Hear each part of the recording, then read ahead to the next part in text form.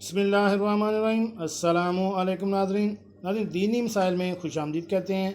आज की हमारी इस वीडियो का मौजू है कि अगर बीवी कुर्बत करने के लिए राज़ी ना हो तो शौहर क्या करे। जी जानते हैं इसके बारे में, तो शुरू करते हैं आज की वीडियो। एक सवाल आया है कि बीवी कुर्बत के लिए तैयार ना हो और शौहर पर गलबा हो, क्या सूरत में शौहर को इजाज़त है कि वो शहवत कर सकता है। ये बहुत अहम मसला है। इसका कुर्बत का दिल चाह रहा है, मिलाप का दिल चाह रहा है, लेकिन बीवी राज़ी नहीं है। इस सूरत के अंदर वो बीवी से कह रहे हैं कि कुर्बत करो, लेकिन बीवी कह रही है कि मैं नहीं कर सकती, कुछ ख़ास वजह भी नहीं है। इस सूरत के अंदर बीवी इनकार कर दे क्या मर्द अपने आप को शहवत करके अपने आप को फारिग कर सकता है। ये मसला, इसका जवाब आज हम आपको देंगे। सबसे पहले जब बीवी को शौहर बुलाए तो उसको इनकार नहीं करना चाहिए। मियाँ बीवी एक दूसरे के साथी होते हैं, एक दूसरे का ख्याल रखना चाहिए, चाहे वो शहवत हो या दिली ख्वाहिश हो। एक दूसरे का ख्याल रखना एक दूसरे का अव्वलीन फ़र्ज़ है। बाज़ का मर्द का दिल नहीं कर रहा होता, लेकिन वो बीवी की बहुत सारी बातें मानती हैं। लेकिन अगर बीवी नहीं मान रही और शौहर कह रहा है तो इसको चाहिए कि खुद तैयार रखे कि कहीं इसका शौहर किसी ख़राब आदत में मुलव्वस ना हो जाए। अगर वो ऐसा करेगा तो इसका गुनाह इसकी औरत को होगा। अगर औरत को हैज़ है या नफास की हालत में है या कोई शरई हैसियत है या औरत बहुत ज़्यादा बीमार है, ये भी एक उज़र है।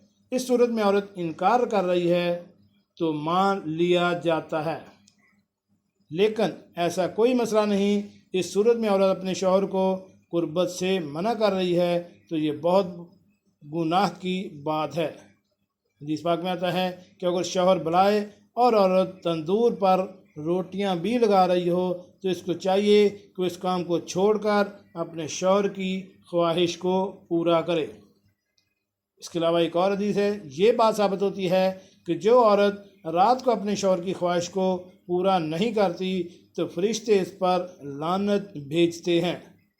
बहरहाल आप इसकी ख्वाहिश को पूरा नहीं करेंगे और कोई उज़र भी नहीं है तो गुनाहगार औरत होगी। जिसने सवाल किया है इसके लिए भी है कि आप हाथ से शहवत नहीं कर सकते, आपको इजाज़त नहीं है, यानी मश्तजनी नहीं कर सकते। इस्लाम में इसकी इजाज़त नहीं है कि अपने आप को डिस्चार्ज करें। थोड़ा सा सब्र कर लीजिए और सब्र का दामन थाम लीजिए। अगर 2-4 दिन मिलाप नहीं कर सकते तो कोई ऐसी क़यामत नहीं आ सकती और उज़र बनाकर मश्तजनी करने की इजाज़त नहीं है। मश्तजनी करने वालों के लिए अल्लाह पाक की तरफ से लानत की गई है।